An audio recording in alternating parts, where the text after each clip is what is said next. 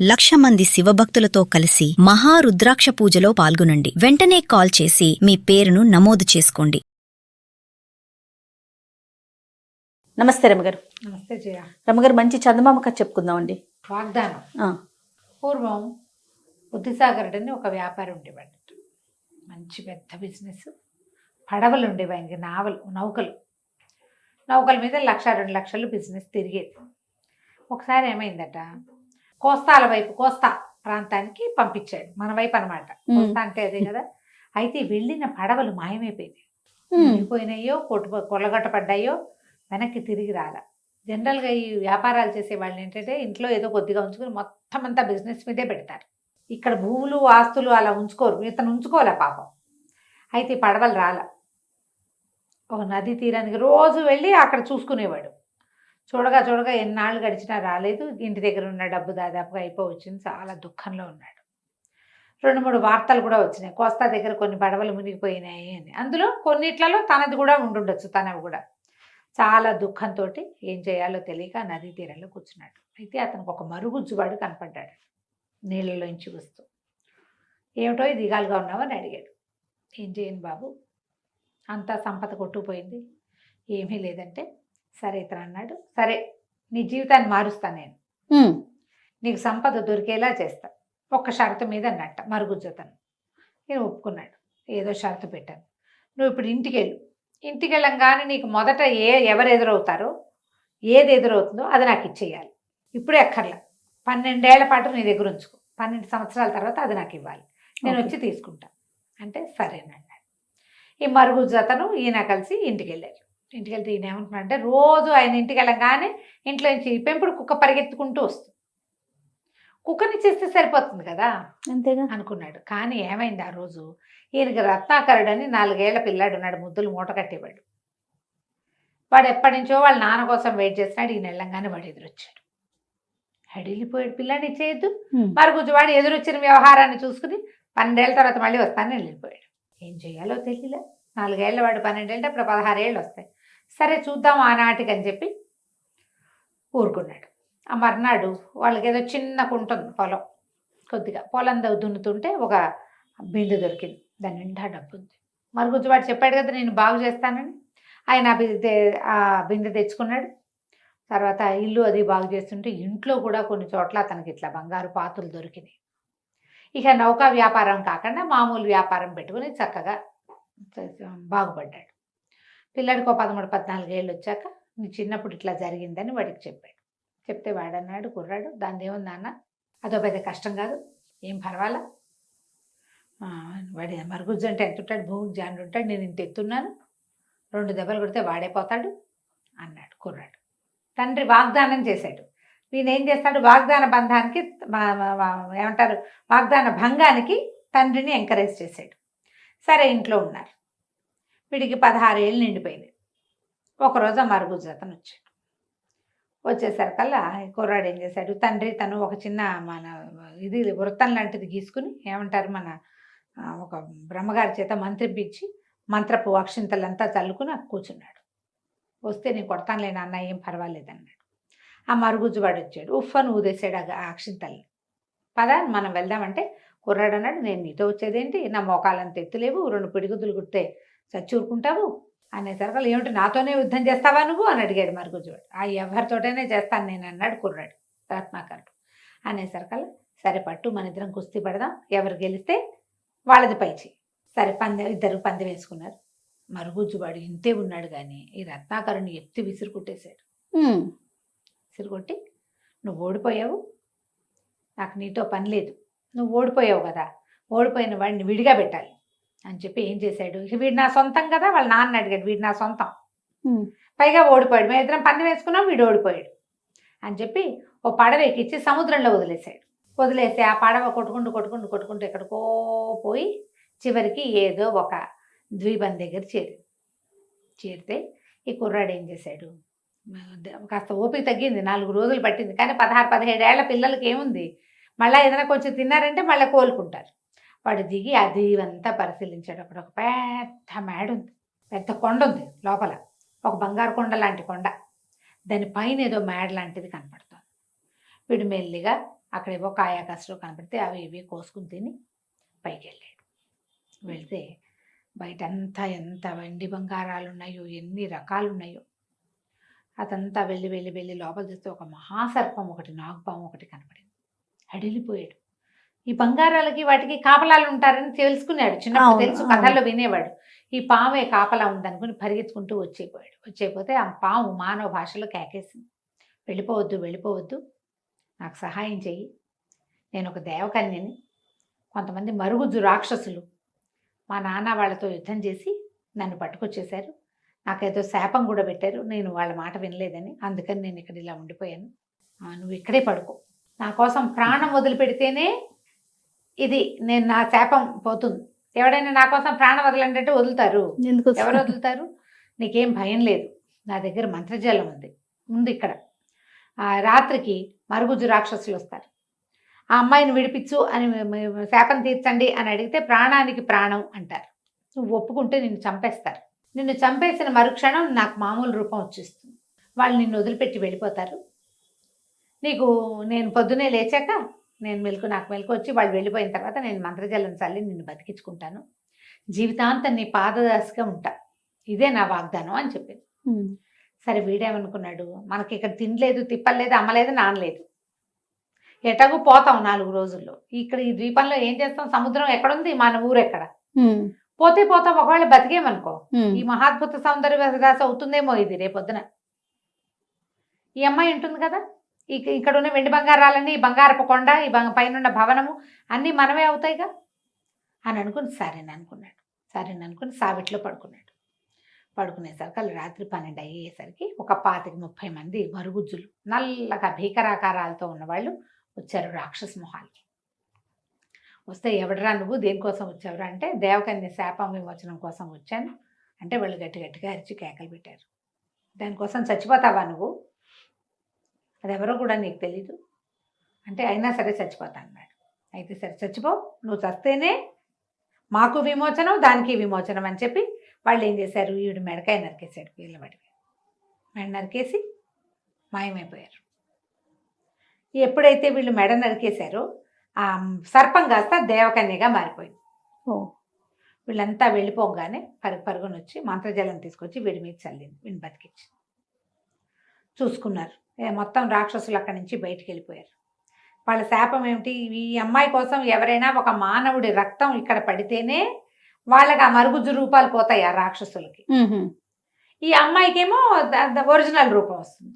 వాళ్ళు వెళ్ళిపోగానే ఈ అమ్మాయి ఏం చేసింది, చక్కగా వీడిని బతికించుకుని తర్వాత ఇక్కడే ఉండు, మనిద్దరం పెళ్లి చేసుకుందాం, నాతో పాటే ఉండమని కుర్రాన్ని తనతో పాటే ఉంచుకుని వాళ్ళు ఎన్నాళ్ళు కలిసి హాయిగా ఉన్నారు. ఆ భవనం నిండా వెండి బంగారాలు ఉన్నాయి. ఎప్పుడైతే ఈ రాక్షస మాయలు అవి తొలగిపోయినాయో చుట్టుపక్కల ప్రాంతాల నుంచి చక్కగా పని వాళ్ళు వచ్చారు, తోటలు దొడ్లు అన్నీ చక్కగా ఉన్నాయి. కొన్నాళ్ల పాటు హాయిగా ఉన్నారు. ఓ పిల్లాడు కూడా పుట్టాడు. పిల్లవాడు పుట్టిన తర్వాత వీడికి ఎంతసేపు నాన్నని చూద్దామని అనిపించేది. అమ్మ నాన్నని చూడాలి అంటూ ఉంటే, సరే అమ్మాయి అంది, సరే నువ్వు అంత బాధపడుతున్నావు కదా, వెళ్ళిపో, మళ్ళీ వద్దు కానీ అని చెప్పి ఒక ఉంగరం ఇచ్చింది. ఈ ఉంగరాన్ని పట్టుకుని నన్ను తలుచుకుంటే, మమ్మల్ని తలుచుకుంటే మేము నీకు కనపడతాం, కానీ మీ అమ్మా నాన్నల ముందు ఈ ఉంగరపు మహిమని చూపించకూడదు, ఎవరి ముందు చూపించకూడదు, నువ్వు ఏకాంతంలో ఉన్నప్పుడే ఇది చేయాలి అనేసరికి కుర్రాడు ఒప్పుకున్నాడు, రత్నాకరుడు ఒప్పుకున్నాడు. తర్వాత ఇతను ఏం చేసింది, ఒక మంత్రం వేసి ఇతన్ని వాళ్ళ ఊళ్ళో ప్రవేశపెట్టింది. అప్పటికి వెళ్ళిపోయి ఎంతకాలం అయిందో. సముద్రంలో పడిపోయిన పిల్లవాడు బతికొస్తాడని ఎవరు ఊహిస్తారు? వాళ్ళ అమ్మా నాన్న నమ్మల. వెళ్ళేటప్పుడు లేత నువ్వు మీసాలు మొహం వాడు, ఇప్పుడు పెద్ద పెద్ద మీసాలు గడ్డాలు వచ్చినా ఇంత మనిషి అయ్యాడు, లావ్ అయ్యాడు. వాళ్ళ అమ్మా నాన్న గుర్తుపట్ల. వీడు పదే పదే అన్ని నమ్మించేలాగా చెప్పాడు. సరే ఏవో కొన్ని గుర్తులు, వాడి పుట్టుమచ్చలు, చిన్నప్పటి ఫోటోలు, వాడి నడక అవి ఇవి చూసి మెల్లిగా సర్దుకున్నాడు. సర్దుకుంటే వీడు ఏం చేశాడు, నేను వెళ్ళిపోయిన చోట అక్కడ నా బంగారపు కొండ ఉంది, పైన ఇల్లుంది, నాకు భార్య ఉంది, అమ్మాయి దేవకన్య అని చెప్పేసరికి వీళ్ళు నమ్మల. ఏమిటో డప్పాలు కొడుతున్నాడు వీడు, ఎటాగోటా బతికొచ్చాడు, దేవకన్యతో పెళ్ళి ఎట్లా అవుతుంది? వాళ్ళు నమ్మకపోయేసరికి కుర్రాడికి వాళ్ళని నమ్మించేసేయాలి ఎలాగైనా అనిపించింది. అనిపించి ఏం చేశాడు, ఆ ఉంగరం పైకి తీసి ఇలాగ పెట్టుకుంటూ నా భార్య కొడుకు కనపడాలని చేశాడు. ఠకీమని భార్య కుమారుడు వచ్చేసారు. అక్కడికి వచ్చేసరికి అమ్మ నాన్న ఆశ్చర్యపోయారు, చుట్టుపక్కలంతా తెల్లబోయారు. ఆహాహా అన్నారు. అంతా బాగానే ఉంది, కానీ అమ్మాయికి పిచ్చి కోపం వచ్చింది. నీకు ఒక ఆజ్ఞ ఉంది కదా, ఎవరి ముందు నన్ను తలవకూడదు, నువ్వు వీళ్ళందరి ముందు నేను ఆ ఉంగరం పట్టుకుంటే వస్తానని చూపించేశావు అని మహాకోపం వచ్చేసింది. వాగ్దాన భంగం చేసావు నువ్వు అని మంటగా ఉంది. కానీ కొద్ది రోజులు వీళ్ళతో పాటే ఉంది. ముందుగానే ఆ అమ్మాయికి మంటగా ఉండేది, నా మాట కాదన్నాడు వీడు అని. అయితే ఒకనాటి సాయంకాలము షికారుకి వెళ్ళారు. షికారుకి వెళ్తే ఒక నది ఒడ్డున బోళ్ళంత చిన్న తోట, తర్వాత బోళ్ళని పువ్వుల చెట్లు అవి ఇవి ఉంటే ఒక చిన్న పొదరింట్లో కాసేపు విశ్రమిస్తే అబ్బాయి ఏం చేశాడు, ఇతను చెయ్యి మామూలుగా ఏ చేతి ఉంగరం పెట్టుకుంటాడో ఆ చెయ్యి తల కింద పెట్టుకుని పడుకునే అలవాటు అతనికి. దిండు గిండు ఏం లేదు కదా, ఇలా పొదరింట్లో పడుకున్నప్పుడు రెండో పక్కకి ఒత్తిగిలి పడుకుని ఈ చెయ్యి వదిలేశాడు. ఈ అమ్మాయి ఏం చేసింది, వాడు నిద్రపోవటం చూసి ఉంగరం తీసేసి కొడుకుతో సహా మాయమైపోయింది. అంటే ఈసారి అతనికి ఉంగరం లేదు కాబట్టి తన్ని తెప్పించలేదు. ఇప్పుడు భర్తను పోగొట్టుకోవడానికి కూడా రెడీ అవుతారు ఆడవాళ్ళు. ఇట్లా మాయమైపోయింది. లేదు చూసుకుంటే ఇంకేముంది, ఉంగరం, భార్య లేదు, కొడుకు లేడు, ఉంగరము లేదు. దాంతో ఇతను చాలా బాధపడ్డాడు. ఏం చేయాలో తెలియలేదు. అక్కడక్కడక్కడే తిరుగుతూ ఉండేవాడు. వాళ్ళ నాన్నకు చెప్పాడు, నేను వెళ్ళి నా భార్యని కొడుకుని తెచ్చుకుంటా. అయితే ఈ బంగారు కొండ ఎక్కడుంది, అది కొంచెం డౌట్ కదా. అక్కడి నుంచి ఒక సముద్రంలో ఒక పడ వేసుకుని బయలుదేరి ఇతను రకరకాల ద్వీపాలు ప్రయత్నం చేసి చివరికి ఏదో ఒక ద్వీపాన్ని చేరితే ఆ ద్వీపంలో కూడా ఒక కొండ ఉంది. ఈ కొండ నుంచి ఆ కొండకి వెళ్ళేందుకు మార్గం ఏదైనా ఉంటుందేమోనని ఆ ద్వీపంలో దిగాడు. అయితే అక్కడ ఉన్న కొండ మొదట్లో ఓ ముగ్గురు భూతాలు లాంటి వాళ్ళు వాదించుకుంటున్నారు. ఇతను అక్కడికి వెళ్ళి చూసుకున్నాడు. ఏం చేస్తున్నారంటే వాళ్ళ దగ్గర ఒక 3 వస్తువులు ఉన్నాయి. వాళ్ళేమో 2 ఉన్నారు. ఒకటి మెళ్ళో వేసుకునే దండ, ఒక ముత్యాల దండ లాంటిది. ఆ దండ ఉంటే ఎవరికి కనపడరు. అక్కడి నుంచి ఒక జత పావు కోళ్ళు, అవి వేసుకుంటే ఎక్కడికి కావాలంటే అక్కడికి వెళ్ళిపోతారు. అక్కడి నుంచి ఒక కత్తి, ఎవరినైనా చంపేయగలరు దాంతో, ఎలాంటి వాడితోటైనా యుద్ధం చేయగలరు. సరే ఇతను అన్నాడు, నువ్వు మనిషివి కదా, వాళ్ళే అడిగారు, నువ్వు మనిషివి, నీకు బోళ్ళని తెలివితేటలుంటే ఇవి మాకు పంచిపెట్టాను. ఎన్ని సినిమాల్లో వాడారో దీన్ని పంచిపెట్టమంటే వీళ్ళే. ఇతను అన్నాడు, అసలు వీటికి మీరు ఏదో పవర్స్ ఉన్నాయని చెప్తున్నారు, ఆ శక్తులు ఉన్నాయి లేదో నన్ను చూడనివ్వండి, ఏదో ఆ కత్తి నా చేతికి ఇవ్వండి. కత్తి గాల్లో ఇట్లా అన్నాడు. మెరుపులు వస్తున్నాయి దాంట్లో నుంచి. ఈ పావు కోళ్ళు వేసుకో, అక్కడ కావాలంటే అక్కడికి వెళ్తావు, ఇక్కడ కావాలంటే ఇక్కడికి వెళ్తావు అని పావు కోళ్ళు ఇచ్చారు. కాళ్ళకి తగిలించుకున్నాడు. అక్కడి నుంచి ముత్యాల దండ మెడలో వేశారు. నువ్వు ఇప్పుడు మాకు కనిపించట్లేదు, నువ్వు ఎక్కడున్నావు, ఎక్కడికో ఒక చోటకి వెళ్ళు, మేము పట్టుకోగలమో లేదో చూస్తామంటే ఇతను ఏం చేశాడు, ముందు కాసేపు ఆ చెట్టు కింద ఈ చెట్టు కింద ఉండి తర్వాత తట్టింది తన భార్య దగ్గరికి వెళ్ళడానికి ఇది పనికొస్తుంది అని వాళ్ళని అక్కడే వదిలిపెట్టేసి ఆ ముత్యాల దండ మెడలో వేసుకుని ఆ కత్తి చేత్తో పుచ్చుకుని ఆ పావు కోళ్ళు వేసుకుని ఇతను బంగారపు కొండకు వెళ్ళాలని మొదలు పెట్టుకున్నాడు. ఇక అక్కడి నుంచి చాలా సులువుగా వెళ్ళిపోయాడు. అది ఎక్కడ కావాలంటే అక్కడికి తీసుకెళ్ళిపోతాయి. ఆ బంగారపు కొండకి చేరితే ఆ పెద్ద భవనం కదా వాళ్ళది, కొండ భవనము. ఆ కోట బయట బోళ్ళంత మంది వాద్యగాళ్ళు వాళ్ళు ఉన్నారు. ఏదో పెళ్లి హడావిడిలాగా ఉంది. ఏం జరుగుతుందంటే, ఇగో దేవకన్య ఉంది కదా, ఆవిడ స్వయంవరం చేసుకుంటుందని చెప్పారు. వీడి భార్య స్వయంవరం, మరి ఇప్పుడు భర్త లేడు, స్వయంవరం చాటించుకుంది ఆవిడ. బోళ్ళంతమంది దేవతాగణం వాళ్ళు వీళ్ళు వచ్చున్నారు. ఇతను ఏం చేశాడు, మెళ్ళో ఆ ముత్యాల దండంలో తోటి ఉన్నాడు కదా, లోపలికి వెళ్ళిపోయాడు. వెళ్ళి చూస్తే బోళ్ళంతమంది దేవగణం వచ్చి ఉన్నారు అక్కడ, దేవతలు ఈ అమ్మాయిని పెళ్లి చేసుకోవడం కోసం. తనకి ఏం చేయాలో తెలియలేదు. సరే ఒక ఆలోచన చేసి ఆ అమ్మాయి ఏవో రకరకాల విందులు అవి చేస్తున్నారు. ఈ రాజకుమారి దేవకన్య కూడా ఒక కుర్చీ వేసుకుని ఆవిడ కూర్చుంది భోజనానికి. ఈ అమ్మాయి ఒక ముద్ద తీసుకోబోతుంటే కింద పళ్ళెం లాగేస్తున్నాడు అతను. ఒక ముద్ద తీసుకుని పైకి, పళ్ళెం దూరంగా వెళ్ళిపోయింది. చూసుకుంది, ఇదేమిటి నేను ఇక్కడే తింటాను, పళ్ళెం అక్కడ ఎందుకుందని పళ్ళెం దగ్గరికి లాక్కుంది. మళ్ళీ ఈ అమ్మాయి ముద్ద పైకి దిగానే పళ్ళెం లాగేశాడు. అతను ముత్యాల దండ ఉంది కదా, అతను కనిపించడు. అమ్మాయికి అర్థం కాలేదు, నాకే చాలా మాయలు వచ్చు, నన్ను మించిన మాయ ఏదో ఇక్కడ నడుస్తోంది. ఆ ముత్యాల దండ ఇంకా పెద్ద పెద్ద బలమైనది అనమాట, వీళ్ళ మాయల కంటే ఎక్కువ బలమైనది. ఇదేమిటి ఇట్లా అయింది, ఎందుకు ఇలా అవుతుంది అని ఆశ్చర్యపోయింది. లేచి నిలబడగానే అమ్మాయి కూర్చొని కుర్చీ కూడా జరిపేస్తాడు. రకరకాల మాయలు నడుస్తుండేసరికల్లా అమ్మాయి చాలా ఖిన్న వదనంతో అయిపోతుంది, ఏదో జరుగుతోంది అని. అప్పుడు ఇతను ఏం చేశాడంటే తన మెడలో ఉన్న దండ తీసి కనపడ్డాడు. మా నాన్న నా చిన్నప్పుడు నన్ను మరుగుజ్జువాడికి ఇస్తానని వాగ్దానం చేశాడు. వాగ్దాన భంగం చేసి నన్ను పోగొట్టుకున్నాడు. ఓకే, నేను ఆ ఉంగరం పెట్టుకుని ఎవరి ముందు నిన్ను తలవను అని నీకు వాగ్దానం చేసి పొరపాటున ఆ వాగ్దాన భంగం చేసి నిన్ను పోగొట్టుకున్నా. నువ్వు నీ రూపాన్ని మారిస్తే, రూపం మార్చుకునేందుకు నీకు అవకాశం ఇచ్చి ప్రాణత్యాగం చేస్తే నాకు పాదదాసిగా ఉంటానని చెప్పావు. నువ్వేం పోగొట్టుకుంటావో ఈ వాగ్దాన భంగం చేసి. మేమిద్దరం వాగ్దాన భంగం చేసి ఈ పరిస్థితి వచ్చింది మాకు. మరి నువ్వేం పోగొట్టుకోవడానికి సిద్ధంగా ఉన్నావు అంటే అమ్మాయి చాలా కష్టం వచ్చింది. నిజమే, నేను కూడా అదే చేస్తున్నాక. మనుషులు వాగ్దానాలు నిలబెట్టుకోలేరని నేను అతన్ని తిట్టాను. నేను చేసేది కూడా అదేగా. ఏం చెప్పింది అమ్మాయి? నన్ను రక్షించు, నా కోసం నీ ప్రాణం ఇవ్వు, నీకు పాదదాసిగా ఉంటా, నువ్వు బతికున్నంత కాలం అని చెప్పింది. వీడు బతికే ఉండగా నేను ఇంకోటి పెళ్లి చేసుకుంటే వీడికి పాదదాసిగా నేను ఎట్లా ఉంటాను? ఆ అమ్మాయి నిశ్శబ్దంగా ఈ పెళ్లి క్యాన్సిల్ చేసుకుంది. నాది పొరపాటు, కోపంతో నేను ఈ పని చేయబోయాను. మీ నాన్న లోభంతో వాగ్దాన భంగం చేశాడు, కుమారుడు పిచ్చితోటి. నువ్వేమో నిన్ను నమ్మించాలన్న పిచ్చితోటి చేసావు, నేనేమో నా మాట వినలేదన్న పిచ్చితోటి వాగ్దాన భంగం చేస్తున్నాను. కాబట్టి నేను వాగ్దాన భంగం చేయను, నీ పాదదాసిగానే ఉంటా. నువ్వు మనిషిగా ఎంతకాలం జీవించి ఉంటే అంతకాలము నీతో ఉంటా. ఎందుకంటే అమ్మాయి అలాగే యంగ్గా ఉంటుంది, నేను ముసలాడైపోతాడు క్రమంగా. పెళ్లి క్యాన్సిల్ చేసుకుంది. మళ్ళీ భర్తతో పిల్లవాడితోటి ఉండటం మొదలుపెట్టింది. అప్పుడప్పుడు పెళ్లి కింద భూలోకంలో కూడా వెళ్ళి, అదే ఆ సముద్రాల అవతల ఉన్న వాళ్ళ ఊరికి కూడా వెళ్ళి వాళ్ళ అమ్మ నాన్నను కూడా చూసి వచ్చేవాళ్ళు. కథ కంచికి మనం ఇంటికి. నమస్తే అండి. నమస్తే రమగారు. నమస్తే చేయ. రమగారు, మాయలు మంత్రాలు ఇలాంటి కథలు కూడా చెప్తూ ఉంటారు అప్పుడప్పుడు. ఇలాంటిది ఒకటి చెప్పండి అండి. ఒకటి కాదు, రెండు చెప్తా. ఓ సూపర్. ఎవరంట? కేశవుడు అని ఒక కుర్రాడు ఓ ఊళ్ళో ఉండేవాడు. అయితే పాపం వీడు కొంచెం చాలా సాధారణమైన కుటుంబీకుడు, పెద్దగా ముందు వెనక ఎవరు లేరు. ఏదైనా వ్యాపార ఊళ్ళకి వెళ్ళి ఏమైనా సంపాదించుకుంటామని వాళ్ళ ఊరు నుంచి ఒక నౌక, వాళ్ళ దగ్గర ఊళ్ళో ఉన్న ఒక ఓడరేవు నుంచి ఒక నౌక బయలుదేరుతుంటే ఆ నౌక ఎక్కాడు. వీడు కొంచెం టెంపరీ వాడు. ఇప్పుడు ఒంటరి వాళ్ళు అనుకో, ఏం చేస్తారు వాళ్ళు? ఆ ఊళ్ళోనే ఏదైనా చూసుకుంటారు. ఎక్కడికో వెళ్ళిపోయి సంపాదించుకురావాలన్న ఊహ ఉందంటే వాడు సాహసి కదా, అంతేగా. ఎంతో కొంత ఉత్సాహం ఉంది వాడికి. ఈ ఉత్సాహి అయిన కేశవుడు ఏం చేశాడంటే ఆ పడవ ఎక్కి వెళ్ళాడు, ఆ ఓడ ఎక్కి. ఓడ కొంతమేర వెళ్ళిన తర్వాత కొన్ని రోజులు గడిచాక వీడికి కొంచెం ఆశ పుట్టింది, మనం సంపాదించుకోవచ్చు అది అని.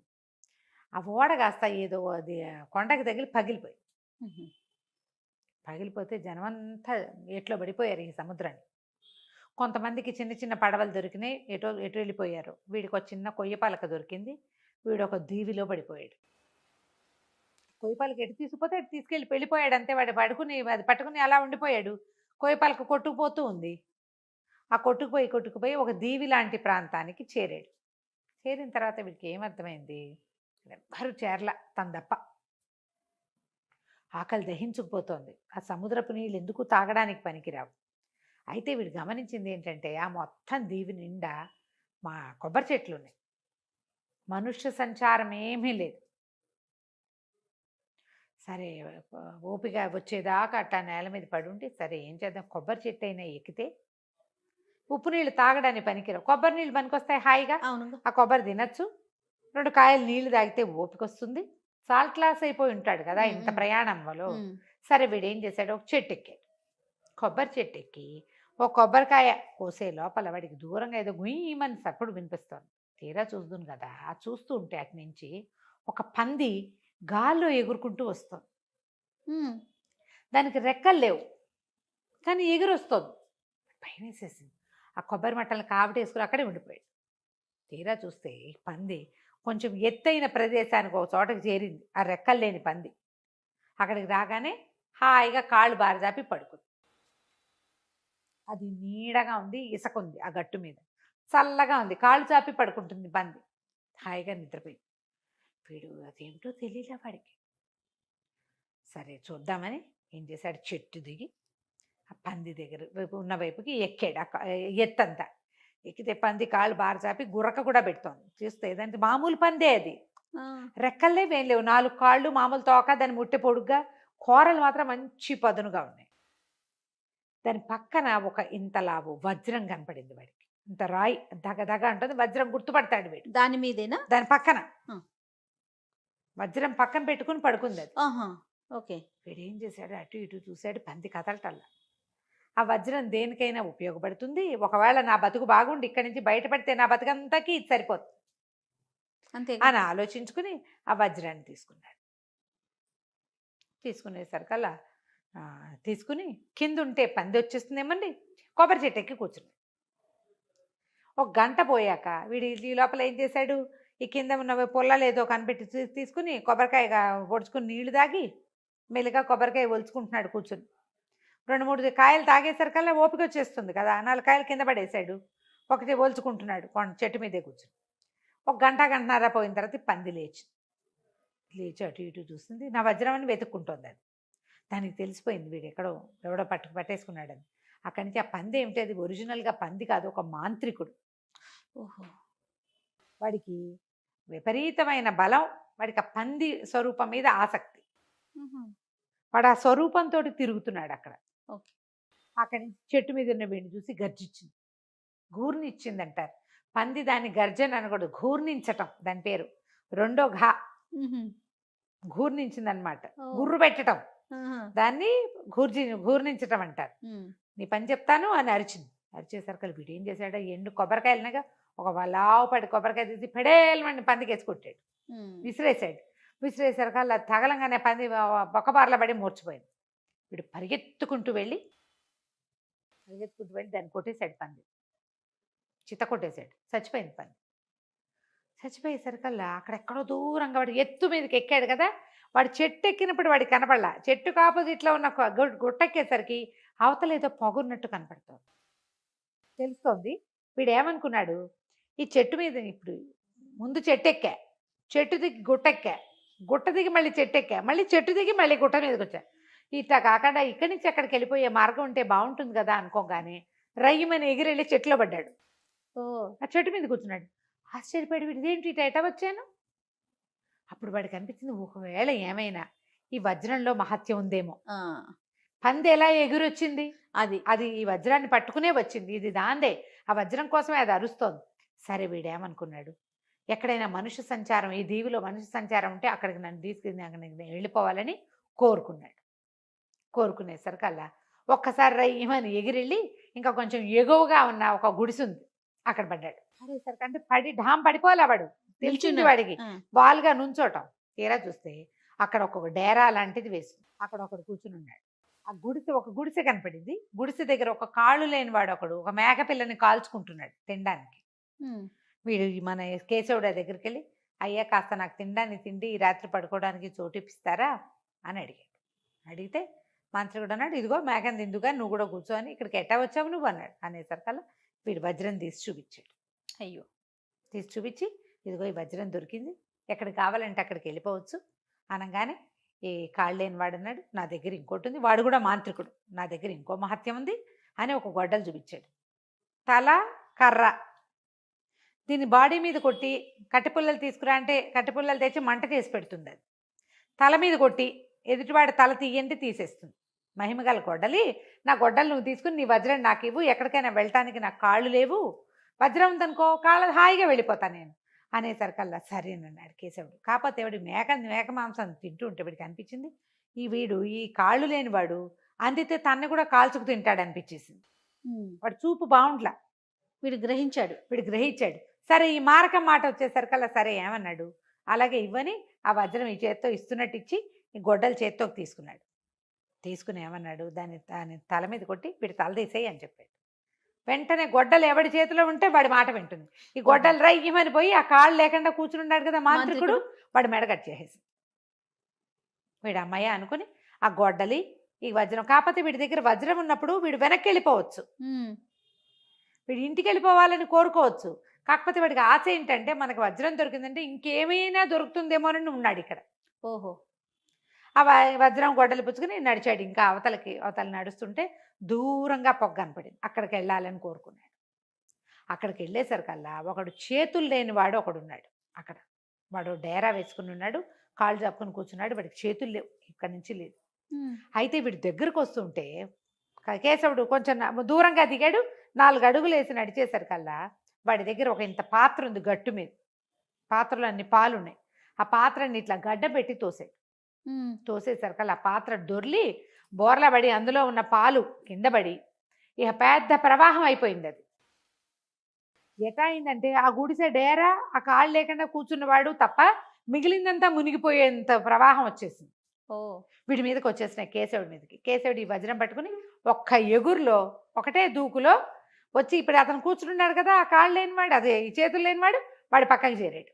చేరేసరికల్లా ఆశ్చర్యపోయాడు. చేతులు అన్నాడు, ఊరిని భలే విద్య ఉంది నీ దగ్గర, ఇదేం విద్య అన్నాడు. అనేసరికల్లా వజ్రం తీసి చూపించాడు. అందరికి చూపించేస్తున్నాడు. చూపిస్తున్నాడు, ఇదిగో నా దగ్గర ఒక వజ్రం ఉంది, ఎక్కడికి కావాలంటే అక్కడికి వెళ్ళిపోవచ్చు అనగానే చేతులు లేని వాడినాడు. అబ్బా ఎంత బాగుంది, నా దగ్గర ఉన్న గిన్నె చూడు అని ఆ గిన్నెని చూపించాడు. ఆ గిన్నె తిరిగేయి అన్నాడు. తిరిగేసి నీకేం కావాలి, ఏమన్నా తింటావా అనేసరికల్లా సరే వాడి దగ్గర మాంసాహారం, వాడు మాంసాహారం తింటుంటే వాడు అన్నాడు, నీకేం కావాలంటే అది వస్తుంది ఇందులో, మాంసం తెప్పిస్తానని మాంసం తెప్పిస్తే వీడు నేను శాకాహారిని, నేను మాంసం తిన్నాడు. తినకపోతే నీకు కావాల్సినవి అడుగు అని చెప్పి పప్పు అడుగు, కూర అడుగు, ఏవి అడిగితే అవి తీసి ఇచ్చాడు. ఈ గిన్నెలోంచి ఇది చక్కగా తెరిచి ఉంచింది అనుకో, ఏమంటారు మామూలుగా పెట్టుంటే గిన్నె, ఆహారం వస్తుంది, ఏ ఫుడ్ కావాలంటే ఆ ఫుడ్ ఇస్తుంది, ఎంతమందికి కావాలంటే అంత ఇస్తుంది. దాన్ని బోర్లించామంటే దాంట్లో ఒక్క చుక్క నీరున్నా చాలు, ఆ చుక్క వస్తువు ప్రవాహం అయిపోయి ఎంతమందినైనా ముంచేయగలదు. ఓకే, ఇంత అద్భుతమైన వస్తువు ఉంది, నువ్వు ఓ పని చేయి, నీ వజ్రం నాకు ఇచ్చి నా గిన్నె నువ్వు తీసుకోమన్నాడు. బాగుంది. ఆ గిన్నె కావాలి వీడికి. సరే వీడేం చేశాడు, గిన్నె చేత్తో తీసుకుని తన గొడ్డల మీద ఒక దెబ్బ కొట్టి దాని నెత్తి మీద వీడి తల తీసేయమన్నాడు. మూడో మాంత్రికుడి తల కూడా వేరు చేసేసింది ఆ గొడ్డలి. ఇతను ఆ గిన్నె, ఆ గొడ్డలి, తర్వాత ఏమో ఈ వజ్రము పుచ్చుకుని బయలుదేరాడు. ఇంకా ముందుకెళ్తే దూరంగా ఏంటంటే కొంచెం క్రూర మృగాలన్నీ పారిపోతున్నాయి, మృగాలు కనపడుతున్నాయి. వీడు ఒక పెద్ద కొబ్బరి చెట్ల తోపు కదా, అది తోపులోంచి అన్ని జంతువులు పరిగెత్తుకుంటూ వస్తున్నాయి. ఇతను తప్పుకుంటూ నడుస్తున్నాడు. అయితే ఎందుకు ఇలా పరిగెత్తుకొస్తున్నాయి, ఒక చిన్న డమ్ము డమ్ము డమ్ము డమ్ము అని ఒక డప్పు చప్పుడు వినపడుతోంది, డోల్ చప్పుడు. ఆ డోల్ చప్పుడు వల్లే జంతువులన్నీ పారిపోతున్నాయి. ఆ డోల్ చప్పుడుని అనుసరించి తను వెళ్లాల్సిన మార్గం చూసుకుని ఆ డోల్ ఎక్కడి నుంచి మోగుతుందో అక్కడికి తీసుకెళ్ళమని చెప్పాడు వజ్రానికి. అక్కడికి వెళ్తే అక్కడ ఒక పెద్ద మహాకాయుడు ఒకడు కూర్చుని ఉన్నాడు, వాడి దగ్గర డోలు. ఎవడరా నువ్వు, నీకు భయం వేయట్లేదా, ఎక్కడి నుంచి వచ్చావు నువ్వు అని అడిగేసరికల్లా నేను వేరే దేశం నుంచి వచ్చాను, నా దగ్గర బ్రహ్మాండమైన వజ్రం ఉంది, ఎక్కడికి కావాలంటే అక్కడికి తీసుకెళ్ళిపోతుంది అన్నాడు. అన్నాక సరే కూర్చో అన్నం తిందామన్నాడు. వాడు ఏం చేశాడు, ఆ డోలు చప్పుడికి పారిపోతున్న జంతువుల నుంచి ఒక కుందేలు కాల్చుకున్నాడు. కుందేలు మాంసం పెట్టబోయాడు ఆ మహాకాయుడు. నాకు అక్కర్లేదు, నాకు కావాల్సిన తిండి దొరుకుతుందని గిన్నెలోంచి తిండి తీసుకుని తింటున్నాడు. తినేసరికల్లా వాడు ఆశ్చర్యపోయాడు, గోరిని నీ దగ్గర బ్రహ్మాండమైన వజ్రం ఉంది, బ్రహ్మాండమైన గిన్నె ఉంది, ఆహారం కావటానికే నేను ఇంత జంతువుల కోసం ఈ డోలు మోగిస్తున్నాను, ఈ డోలు మామూలు డోలు కాదు, ఈ పక్కన మోగిస్తే ఎంత వాళ్ళకైనా భయం వేసి పారిపోతారు, ఎవరు దగ్గరికి రారు. రెండో పక్కన కొడితే అనంత సేనావాహిని పుట్టుకొస్తుంది అందులోంచి. ఈ డోలు నేను ఎన్నేళ్ళో సాధన చేసి దీన్ని సంపాదించాను, కానీ ఇది నాకు తిండి సంపాదించట్లా, నేనే కష్టపడాల్సి వస్తుంది, ఆ గిన్నె నాకు ఇచ్చేసి ఈ డోలు తీసుకో, నాకు అయిపోయింది, ఇక నా వల్ల కాదు అవన్నీ చేయటం, గిన్నె ఇచ్చేయమన్నాడు. అనేసరికి వీడేం చేశాడు, గిన్నె ఇస్తున్నట్టే ఇచ్చి ఆ డోలు తీసుకుని గొడ్డలు తల మీద కొట్టి వీడి మహాకాయుడు తల తీసేయమన్నాడు. మహాకాయుడు తల కూడా తీయబడింది. వీడు తనకు లభించిన వస్తువులన్నీ చూసుకుని వీటితో నేను హాయిగా ఉండొచ్చని భావించి సరే సమీపంలో ఒక మంచి నగరం ఏదైనా ఉంటే అక్కడికి తీసుకెళ్ళమన్నాడు. ఆ నగరానికి చేరిపెట్టి తన వస్తువులన్నీ దాచిపెట్టుకున్నాడు, వాటిని ఏమి కదపకుండా ఉంచుకున్నాడు. అయితే ఆ ఊళ్ళో ఏంటంటే ఆ రాజు మంచివాడు కాదు, తన ప్రజల్నే పీడిచ్చేవాడు. మామూలుగా ఏం చేస్తారు, ప్రజల్ని బాగా చూసుకుని చుట్టుపక్కల ఊళ్ళ మీద పడతారు రాజులు. వీడు అట్లా కాదు, తన ప్రజల్నే కాల్చుకు తినేస్తూ ఉంటాడు, ప్రజలంతా చాలా ఇబ్బంది పడుతూ ఉంటారు. ఊళ్ళోకి ఎవడైనా కొత్తవాడు వస్తే వాడి దగ్గర ఉన్న వస్తువులన్నీ సైనికులు ఓడలాక్కుని రాజుగారికి అప్పచెప్తారు.